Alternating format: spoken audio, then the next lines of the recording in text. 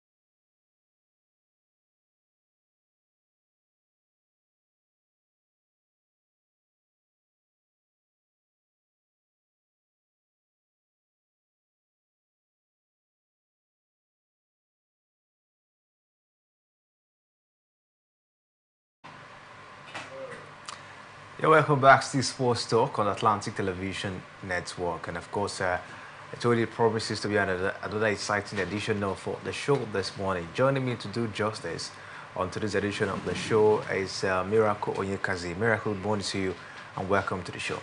Yeah, good morning, Kingsley. Good morning, Port Harcourt. It's always nice to talk sport on this beautiful day. No better way to start the day than talking sports this morning. All right, let's quickly take a look at handball as the Nigerian handball team will later today take on Chinese step in the placement match of the ongoing 10th International Handball Federation Women's Youth World Championship in Shuozhou, People's Republic of China. Nigeria failed to advance to the quarterfinals after losing 31-11 to Croatia in their Group B opener, capitulated 36-9 against Montenegro in the second, and mustered a 29-31 win over Angola in the third, their only victory in 5 matches. They also failed to live up to expectations in the President's Cup stage at the Olympic Sports Center, losing 22-23 to Chile on Tuesday and followed by 33-14 defeat to Austria. Following the conclusion of the main round and the President Cup, the 4 quarterfinals are now scheduled, as well as the placement matches, which will decide the final standing of the competition.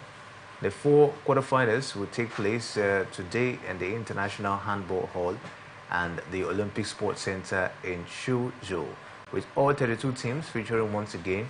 The focus will be on the 4 quarterfinals, which will see Croatia take on Denmark. Hungary will face Serbia, and France meets Germany, while the only non-European side still alive in the battle for the title. Japan is pitted against Spain. Miracle, what do you make of it? You see the Nigerian handball team, of course, you see them stand a chance in this particular one.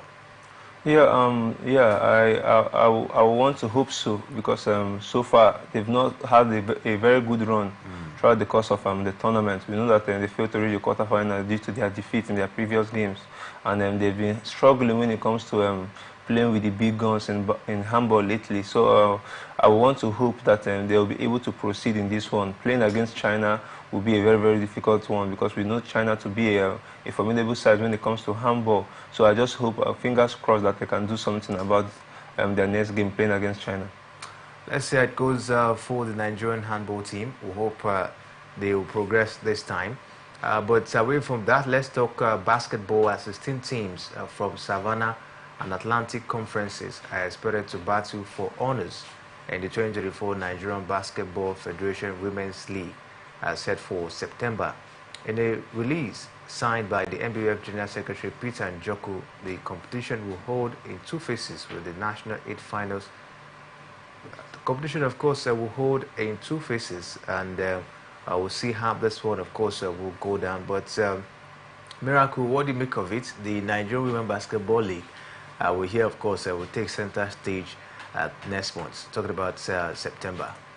Yeah, it's a good one. For me, it's a good one because a lot of fans have been clamoring for the basketball female league to return, and now we're hearing that there will be a basketball league with two conferences, the Savannah Conference and the Atlanta Conference as well, with 16 teams from 8 teams from each conference, making it 16 teams in total participating in this event, and the top 4 teams from both events will participate in the National 8 finals, which will see 4 teams progress to the FIBA Championship Cup that will be taking place in November, later in the year. So I feel like it's a good one. Hopefully, we will see a great competitive competition from the female teams participating in the Savannah and the Atlantic Conference. All right, so of course, just like you've heard there, the competition will hold in two phases with National 8 finals. As slated for Lagos in October, the invited teams in the Savannah will battle it out at Lafayette City Hall in Nasarawa for the first phase from 1st to 7th of September, while the second phase comes up at the Indoor Sports Hall of the MQ Abiola Stadium in Abuja from 22nd to 28th of September 2024. And the first phase in the Atlantic tips off from 1st to 7th September inside the indoor hall of the Saving Cash Stadium in Asaba, Delta State, while the second phase jump off from 22nd to 8th September at Indoor Sport Hall in Akure, Ondo State. Heading the teams from the Savannah are former champions Air Warriors and Nigerian Custom, YFS Bank and Reigning Queens, MFM FC are high-profile names on the Atlantic list. The NBBF instructed each team to conclude players' registration and not later than 5 days before tip-off, with each side allowed a maximum of 2 foreign professionals, which will attract 150,000 naira payments on each player. Top 4 teams from each of the conferences will converge in Lagos from 13th to 19th of October for the National 8 finals. Now, eventual winners will represent Nigeria in the FIBA African Championship Cup zona qualifying later in the year. MFM ladies won this one last time. Do you see them, of course, replicating the performance we saw last season? Yes, I wouldn't say replicating their performance, because we know that it will be a high, they need a high level of consistency for them to replicate what they did last time out. But I know that eventually MFMFC, as well as the other teams, will be wanting to do well throughout the course of the competition. But hopefully, fingers crossed, MFMFC will be the team to beat, because we know them to be a very, very good team when it comes to female basketball in the country. All right, let's see how it goes. But talking about the male basketball league, when will it start? You know, we've not really heard much since River Supers, of course, won the last one. That was in Port Harcourt down here. We've not really heard much about the male basketball league. What do you make of the way the Nigerian Basketball Federation handling the male basketball league down here in the country? Yes, we know that the male basketball league has been running for a while now. And we've seen the league run for a short while last time out. We saw the likes of Rivers Hoopers doing well for themselves, as well as representing the country on the continent. So hopefully the league begins soon. But for now, we haven't really heard anything concerning the basketball men's league. So let's just keep our fingers crossed, and maybe eventually the league might resume earlier. I'll see how it goes, and we look forward to see the male basketball league, of course, taking center stage anytime soon, just like we've seen the women basketball league as well. But away from that, Nigeria's preparation for the Paris 2024 Paralympic Games have commenced in Germany, where the athletes are training ahead of the games. The athletes and accompanying officials would be in Saarbrücken, Germany for 10 days before proceeding to Paris, France for the 2024 Paralympic Games. Ms. Kayode Ajayi, Director of Press and PRO of the Ministry of Sports, in a statement states that the general team manager and deputy chief the mission, Ms. Tella Opera and her team have arrived the Saarbrücken training camp in Germany. Ms. Ajayi said in her telephone chats, said Ms. Opera hinted that the purpose of the visit is to assess generally how the training is being conducted and to as well as encourage and boost the morale of the athlete to get them better prepared for the challenges ahead. Ms. Opera expressed satisfaction with the way the training was being conducted and charged the athletes and their coaches to approach the challenge before them with that of common patriotism and resilience. Resilience Nigerian athletes are known for to be able to secure a podium finish throughout the games. The training will last for 10 days and the athletes are expected to depart Germany for Paris on August 22nd for the main events. What do you make of the preparation for the para-athletes ahead of the Paralympic games that will be coming up in France? Yeah, for me it's a good one. It's a good one. Getting to Germany 10 days for a training or a pre-training preparation before the best of preparation. For me, for now, I wouldn't say it's the best, but at least we've been able to get to Germany 10 days before the actual Paralympic Games will take place. So let's just hope that the preparation would be enough to see our athletes dominate, because we've known our athletes to dominate in the past when it comes to the Paralympics events. So let's hope that that eventually happens again. 10 days getting to Germany for the training before the actual Olympics is a good one for me. At least the athletes can get a grip of themselves and actually train well ahead of the games, and they have enough time for them to do any other, activity that they need to do before the actual Paralympics. So it's a good one for me, getting there 10 days earlier, and we know that these athletes have done well in the past for Nigerian athletics when it comes to the Paralympics. So it's a good one, and it's a good one from the Paralympics Federation as well for making it possible for them to get there early. All right, let's see how it goes. But for me, we're talking about preparation. Take a look at what happened in Paris, where Team Nigeria, of course, had an abysmal outing due to poor preparation as well.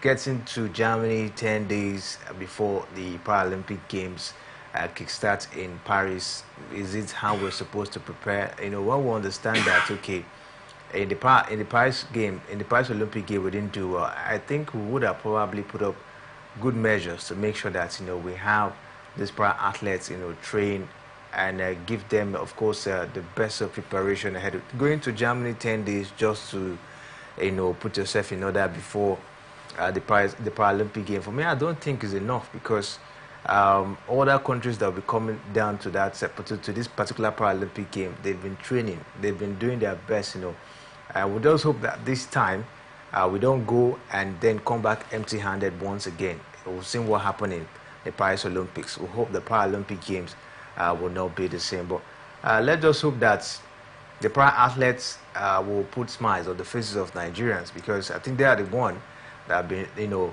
at least doing well when it has to do with global stage, probably like the Paralympic Games. Yeah, we know that these para athletes in the past have represented the nation well by racking up those medals when it comes to the Paralympics won more medals than the able athletes. Yeah, they've been doing that over the years, and hopefully they'll be able to repeat that. We know the disappointment from the Olympic Games have been in the ears and the eyes of the Nigerian fans, and everyone has been hopeful that the para-athletes wouldn't do the same and bring shame back to the country. And spending so much money and not achieving anything at the Olympic game is nothing that, or is something that we can't write home about. So I feel like the para-athletes would eventually do well for the nation when it comes to the para events. All right, let's see how it goes. We talked about the Paralympic Games. African champion Eniola Bolaji has shifted focus to the Paris 2024 Paralympic Games. Eniola Bolaji will represent Nigeria in the women's SL3 category of the Paralympics, which will be held between 29 August to 32nd September at the La Chapelle Arena in Paris, France. The world number 3 told newsmen that she is not under pressure to win a medal for the country at the Games, expressing delight to be the first female para-badminton player to feature at the Paralympics. Balaji revealed that the last 4 months in Spain have exposed her to standard facilities and new techniques in the game. What do you make of it? You see Bolaji, putting up some impressive performance at the Paris Olympic game. We saw Onoaluwa Ekperi, who is the first Nigerian badminton player to make a back-to-back Olympic appearance. Wasn't really, a very good outing for him in Paris. But Bolaji this time, you see how, of course, taking the badminton federation to another level. Yes, definitely, because we know how to be that athlete that always keeps ahead in the game and always want to come out stronger when she comes to representing the country at her events or at any African event as well, because we know how to be a very, very good athlete. As you've said, she's an African champion, and I love the fact that she's not putting she's not putting pressure on herself to perform. She already knows what she can offer, and she already knows what she brings to the table. So it's just for her to keep her head in the game and remain confident, not too proud. I love the fact that she sees that there's no pressure. So hopefully she can go to the para events and do something good for herself and the nation as well. Let's see how it goes for Balaji. We hope, of course, she put up some impressive performance this time at the Paralympic Games in France. But away from that, Olympic 800 meters champion Kinley Hurtkisson will miss the rest of the 2024 athletics season because of injury. The 32-year-old had been set to compete in the Diamond League finals in Brussels in September, and Britain Hurtkisson won all 9 of her 800 meters races in 2024, capped by winning gold at the Paris Games earlier this month. And Hurtkisson defended her European 800 meters title in 2024 and broke her own national record by running 1 minute 54.61 seconds at the London Diamond League in July. She has set her sights on breaking the 800 meters women's world record of 1 minute 53.28 seconds, which has stood for more than 4 decades.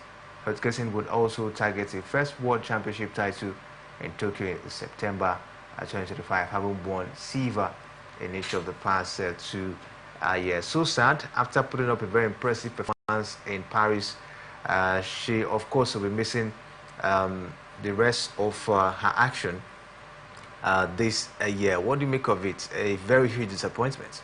Yes, Kingsley, it's a very, very huge disappointment when it comes to Hutchinson and her camp. We know her to be a very, very good athlete, and this year alone, she's been able to win at least about 9 races, if I'm not mistaken. She's competed in 9 races, and she's won all the races she's competed in, as well as winning a gold that they just concluded Paris Olympics. So it's a very, very sad one. I just hope that this injury doesn't hamper her career henceforth or going forward, because she says she has a long way to go. She's just 22, and she still has a long way to go representing Great Britain when it comes to 800-meter races. So I just feel like she should just take her time to heal from this injury. She shouldn't rush back, or she shouldn't rush back. She should take her time and make sure the injury heals completely, then take maybe a little break from the sport before coming back into the game, because you know that some injuries like this might be reoccurring injuries. Yeah, if you rush into maybe getting back on track, and the injury might just keep occurring and occurring. So I just hope that the doctors advise her to take her time and heal well completely for this injury before getting back on track. All right, we hope, we pray for a quick recovery for her. We hope she get back in a very impressive fashion. But away from that, let's talk tennis this morning, as Jannik Sinner has been worn down physically and mentally by the investigation into his positive test for a banned substance, says the world #1 coach Darren Cahill. The Italian twice tested positive in March for clostebol, a steroid that can be used to build muscle mass, but was cleared of fault or negligence by an independent tribunal last week. The International Tennis Integrity Agency found Sinner was inadvertently contaminated with the substance by Giacomo Nardi, his physiotherapist. Since first alerted about the doping violation in early April, Sinner has won tournaments in Hill and Cincinnati and become world #1 for the first time in his career. But his coach is saying that the matter or the doping issue has actually derailed the man mentally. What do you make of it? We understand that at least in the past 2 months, he's not been himself. He's not been at his best. But at least he's been able to win some couple of tournaments. He won the Hill and as well the Cincinnati Open. So do you see in any way Yannick Sinner being down by this particular issue? Yes, yes, definitely. We know Yannick Sinner is a calm and let's say he's not that outspoken. He's not an outspoken person. We know him to be very good on the courts when it comes to playing tennis, but outside the court we don't really hear much about Yannick Sinner. So for a matter like this to come into his camp about doping and taking performance-enhancing drugs that actually build up the muscles is not something that anybody who wants to hear about himself, especially when you know that you're not guilty about it. And it's just so sad that that kind of issue came out not once but twice against Yannick Sinner in the last 1 year. And to me, anyone that has such issue will actually not really be himself at that particular point in time. But unfortunately, it happened the way it happened. But it was so good that Yannick Sinner handled the issue really well. He didn't just let it to derail him, but when performing on the courts, he actually kept his head in the game and he showed them what he could do on the court. Maybe if it was other players, maybe they would have not been at least that consistent enough. Maybe they would have tried to maybe take a break from the sport at that particular time. But Yannick Sinner still kept himself in the game and he was still playing active tennis. So for me, it's a good one. And I want to see him doing great things in the future. But I think he should be a little bit careful going forward because you've passed or you've come out from this kind of issue, not once but twice. And maybe if this kind of matter happens again, maybe he might be punished even more than he was punished because he was actually fined about £23,000 of $20,000, $20,000 if I'm not mistaken, for the issue about the performance-enhancing drugs. So I just feel like Yannick Sinner and his camp should be a little bit careful, and they should look into matters like this very well, because we know that things like this can bring down an athlete, and things like this might put a lot of eyes. The ITIA agency now will be looking into his case very carefully, from a close man to know how he'll be performing in the next sets of Grand Slams, and they'll be looking into his matter. If he even comes out to win the US Open in the next round or in the next in the last Grand Slam of the year, which is the US Open. Yeah, the US Open. They might even come out to say, okay, let's go into this guy's issue again. Let's test him and know whether he's free from any performance-enhancing drug. And if he even comes out to have a little sign of having performance-enhancing drug, even if he's not guilty, and this time around I don't see him coming out from it. So I feel like him and his camp should be very careful going forward. Well, a lot of persons are of the opinion that the body, of course, took the matter very easy because he is the world #1. For me, I wouldn't want to agree with that opinion, because Yannick Sinner, we've known him that he's been doing well greatly even before this issue came in. So before you, let's say, punish an individual in tennis, you really need evidence on issues like this. You need great evidence, and unfortunately, the evidence was not good enough. They actually stated that those performance-enhancing drug, was actually from his masseuse. When he went to have a little massage, his masseuse rubbed it on his body. It was not something that was taken internally, maybe swallowed or injected, but it was something that just rubbed off on his skin. So I feel like yes, the actual punishment that he was given was merited, and if he was punished, maybe given a heavy punishment, I don't feel that the matter would have been judged better than it has been done now. I feel like the punishment he was given was due, and it was meant for it was that kind of punishment that was needed for the issue. Okay. All right. We hope that Yannick Sinner, of course, will stay safe going forward. Try to avoid anything that will put him into trouble. But at this point, we'll take a short break. When we come back from this break, we'll move straight into the beautiful world of football. Stay with us. We'll be right back.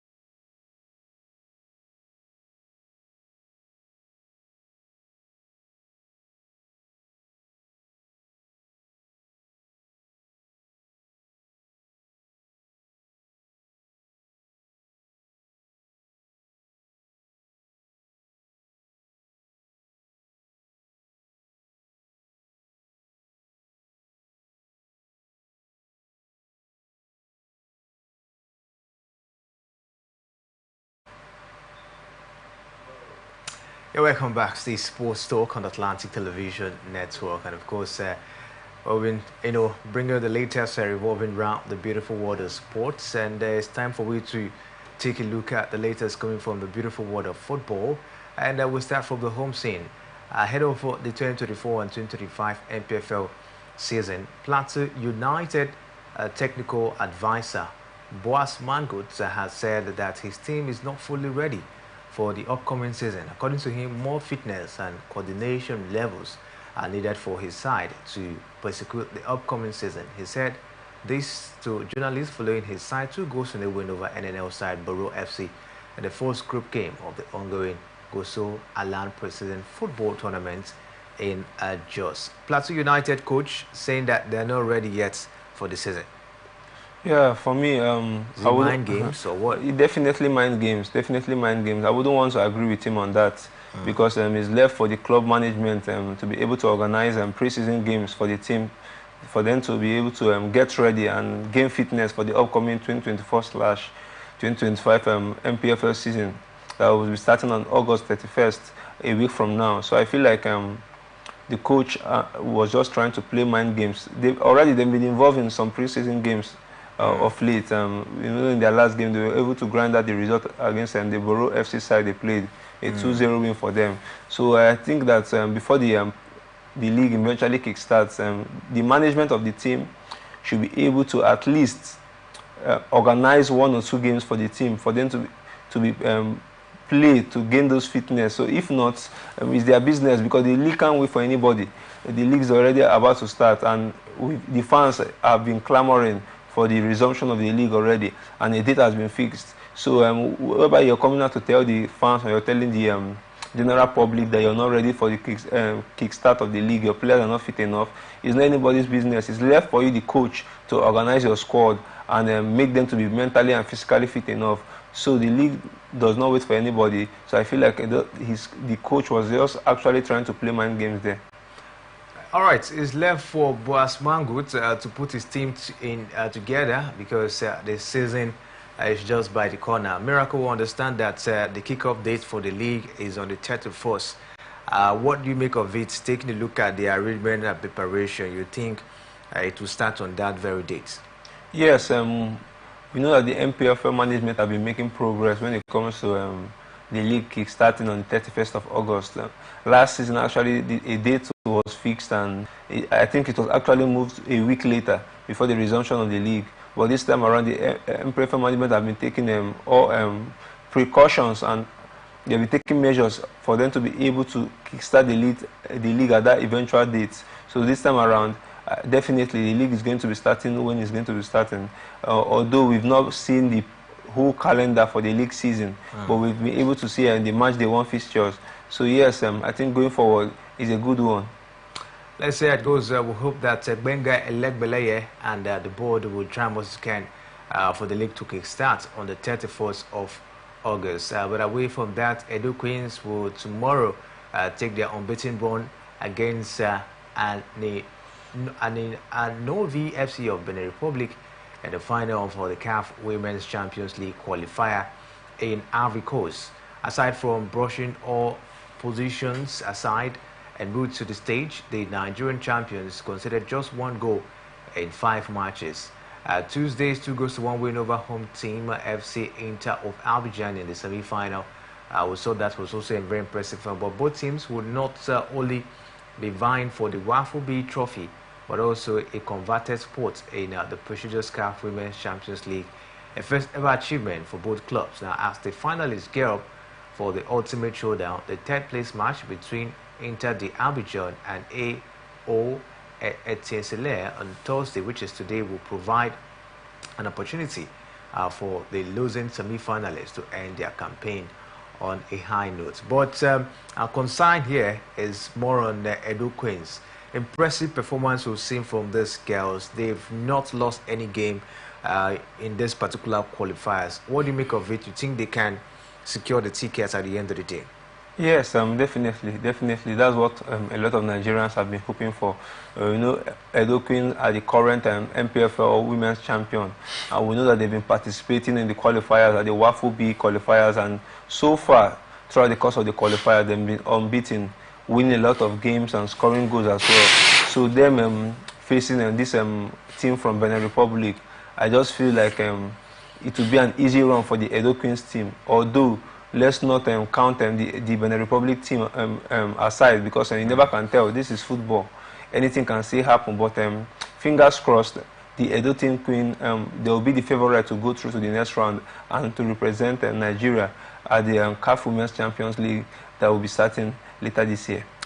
Let's say it goes, all eyes on Edo Queens, and we hope they get the job done at the end of the day.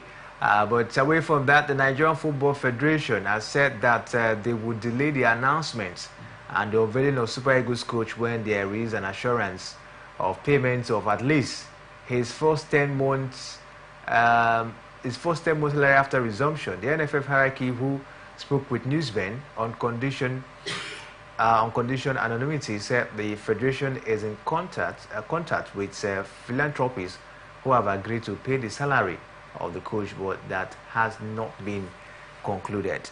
Miracle, what do you make of this? They say they will delay the announcement of the new coach until they get his first 10-month salary, and then they are even not getting the money from their post, neither the sport ministry, but from the philanthropists.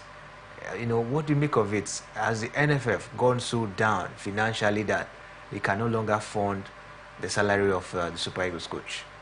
For me, it's a very, very embarrassing one. It's a very, very embarrassing one. To hear this kind of statements coming out from the NFF is something that no federation or no country want to hear about their football federation. The NFF coming out to tell the fans that the employment of the coach will now be delayed. Is something that they've been doing over and over again. So this should not be a new thing to me, but it's just embarrassing, and it's surprising that this kind of thing still happens when it comes to our Nigerian football. And we've been clamoring for the growth of football in this country, and especially on the local scene as well. So NFF coming out to tell us that the philanthropist in charge of funding the employment of the new coach has still yet not dropped let's say the salary of the coach yet is something that should not even be told to the general public. Maybe they would have even kept it to themselves and sort themselves out. But coming out to tell us this kind of issue is not something the fans would love or would want to hear. You not funding the employment of the coach alone is embarrassing. Not coming out to tell us that you can't fund, then you're still telling the fans now that the philanthropist in charge of the funding has not been able to fund. So it's something embarrassing. It's something embarrassing. A very tough situation for the Nigerian Football Federation in getting a new coach for the Super Eagles of Nigeria. Yesterday we got to report that Anderson Kane from Sweden is one man, of course, that is standing by to take up the job. Javi Renard also left out of the picture. I also hear it's another manager that is standing by for the job as well. Well, at the NFF, they say for what we're getting, they're saying they don't have enough money to pay these coaches on the line. But from what the reports we got yesterday as well is the fact that they're trying to get funds, from a philanthropist. Let's see how all of this will go. But what Nigerians need at the moment is that they need a new coach, not just a new coach, but a very good coach to manage the Super Eagles of Nigeria. Miracle, the AFCON qualifiers is just by the corner. I mean, on the 7th of September, which is just close. The Super Eagles of Nigeria will be looking on against Benin Republic in the AFCON qualifiers. And we do not have a coach. Less than, 3 weeks to the AFCON qualifiers, we do not have a coach. I don't know what you make of this. Kingsley, to me, these are the issues I outlined previously when the likes of Jose Peseiro was sacked. I was actually one of those people that didn't see that as a good thing for the Super Eagles going forward, because I believe that Jose Peseiro would have been the man maybe to take Nigeria football to the next level due to the way we performed at the just concluded African Cup of Nations in Abidjan. So we being in this position right now is something that we cannot even, I don't know how to comprehend, because the qualifiers are just by the corner and we are still clamoring on who to employ and who not to employ, how to make the salary payments, and it's just so confusing right now. The Nigerian Football Federation have been bringing our football, as in our football is nothing to write home about when it comes to continental football, because we don't do, for a very long time we've not achieved anything on the continent. The Nigerian Super Eagles, we've not been able to do anything for ourselves when it comes to, even the last World Cup we couldn't even qualify, and right now we know the World Cup qualifiers as well are still coming up. And we've not been doing so great at the World Cup qualifiers. I think we've not managed to win any game at the World Cup qualifiers, having drawn 2 games and we lost a game as well. So I feel like these issues needs to stop when it comes to the NFL needs to find a solution to issues like this, because you can't keep having the same issues over and over again. We can't keep finding ourselves in issues like this over and over again. At first, when Peseiro was sacked, we employed Fini the Judge. A lot of fans said that he was not good enough.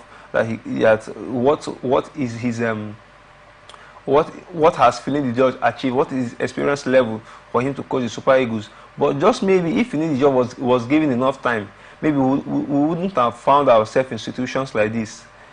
We wouldn't have found ourselves in situations like this. Now we don't know who to employ and who not to employ. Even the 2 managers that are the front runners for the job, we haven't officially contacted those managers. So I feel like the NFF should find a resolution and a solution for these issues before it gets worse than this.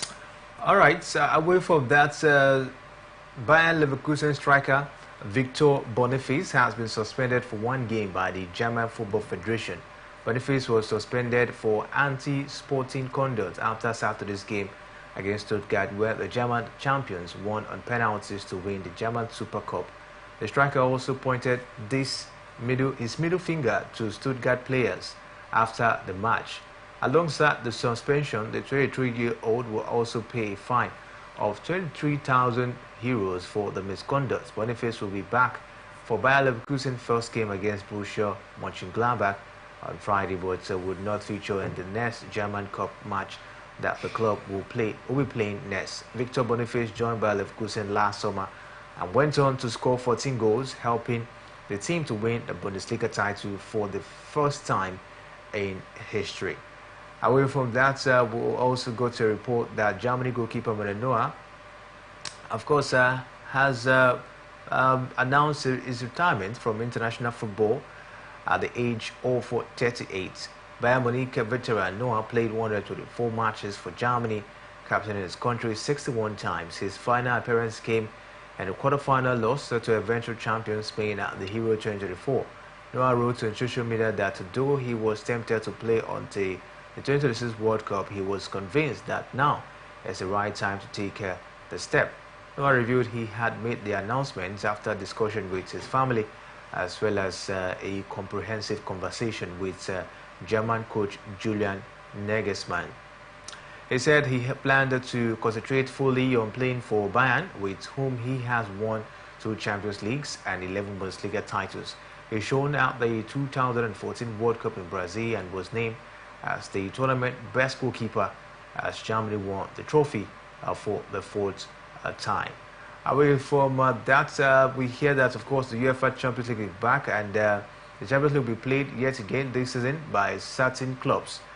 Competition would take a different route this time, as it will be played via a format totally different from the past ones.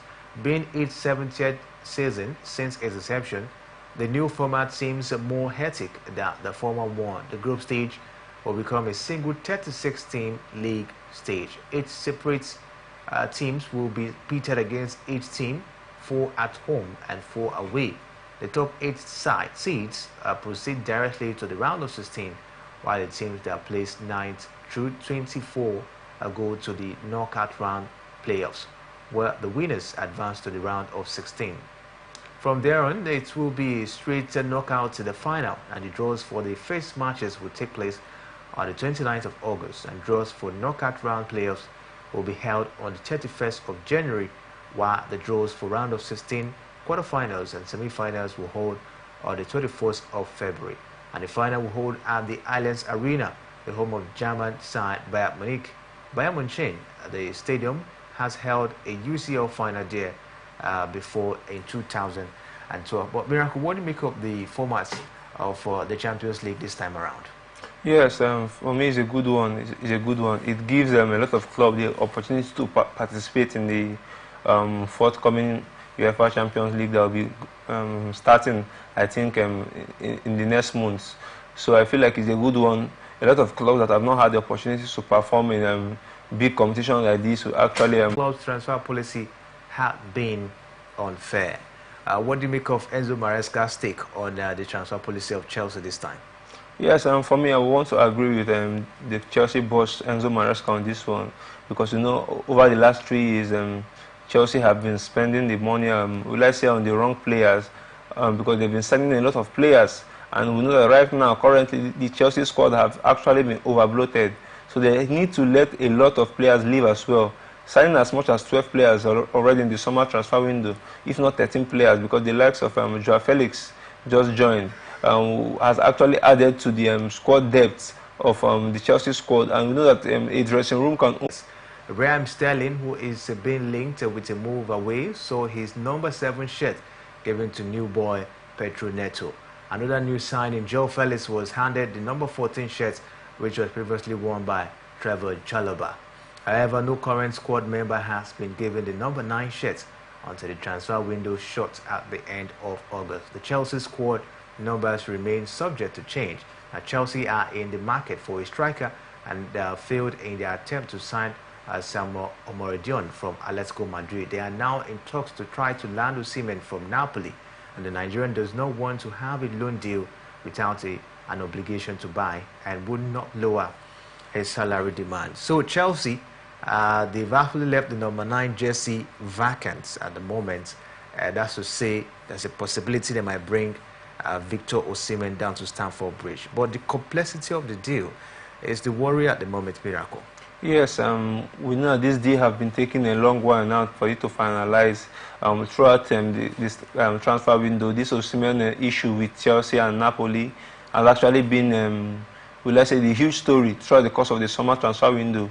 We know that Chelsea are trying to offload the likes of Romelu Lukaku to go the other way to Napoli, and Napoli are trying to get rid of Victor Osimhen as well. But the huge issue in this matter is the transfer fee of Victor Osimhen. We know Napoli put a huge transfer clause of up to 120 million euros on Victor Osimhen, and now they have been able to drop it down to about 90-something million euros. But Chelsea are unwilling to pay that sum because they feel that Victor Osimhen is not worth it, and they've been actually trying to trigger a loan clause to bring Victor Osimhen to Stamford Bridge